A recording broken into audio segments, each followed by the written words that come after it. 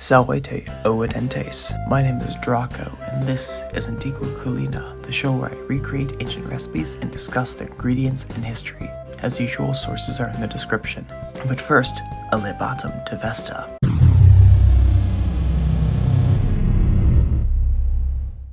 In my opinion, the allium genus of vegetables surpasses all for utility in the kitchen, adding sweetness when cooked and spice when not to many dishes, itself consisting of an edible subterranean bulb and layered stalks that easily collect dirt. Yes, onion, scallion, chive, garlic, and most contextually important, leek all share the same genus. To that end, today we will dine on Porros, the first of 4 specific leek recipes in the Apicius. Here is the recipe as appears in the De Re Calcularia, with translation provided. As usual, I compare my translation to the Veiling translation from the Penelope U Chicago website. Oh, come on. Surely you can do better than that.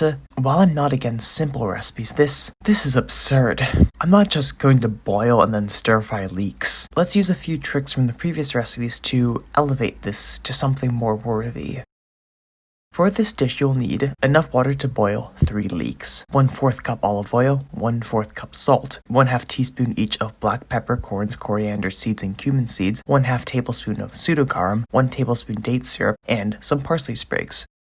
To begin, we need to cut these leeks. The best way for me is to cut both ends off, then the leeks in half, and wash each strand under water like so. It takes a long time, but to date, I haven't had to deal with dirty leeks. Meanwhile, boil your water, half your olive oil, and your salt. Make sure it dissolves, just like barbarian spirits upon hearing the drums of war. Parboil the leek strands for a minute, then remove them. While this is happening, toast your peppercorns, cumin, and coriander seeds, then grind to your preferred coarseness. After you remove the leeks, chop them finely, then add them to a pan with half the remaining olive oil, spices, and pseudogarum. Cook until a golden color, then serve dressed with parsley, date syrup, and your remaining oil. As you might have guessed, I earlier mentioned leeks' genetic similarity to onions, garlic, etc. because Pliny himself juxtaposes these two in the natural histories, purposefully beginning the section on leeks with an admission to their similarities to garlic and onions. It always fascinates me how, despite living 18 centuries before the theory of evolution, they did understand genetic similarity and hereditary to the extent that different regions of Italy possessed markedly dissimilar cattle breeds, each different in size, constitution, and use. For example, Etrurian and Latin cattle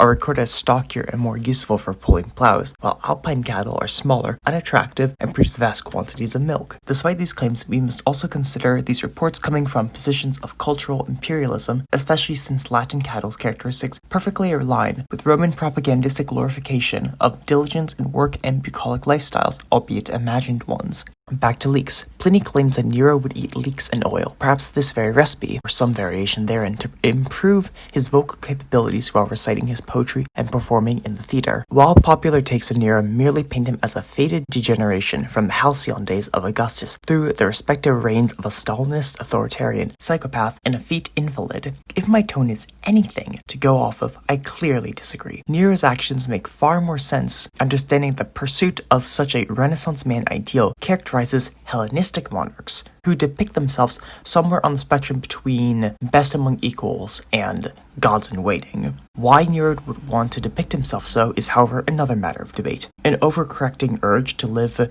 outside his mother's shadow, unrealized plans to refashion the empire, simple idiosyncrasy and madness? It's hard to tell, especially since many of our sources are written with nearly explicit bias against him. So here we have the Porros. I've covered them a bit with the date syrup and the parsley. Time for a taste.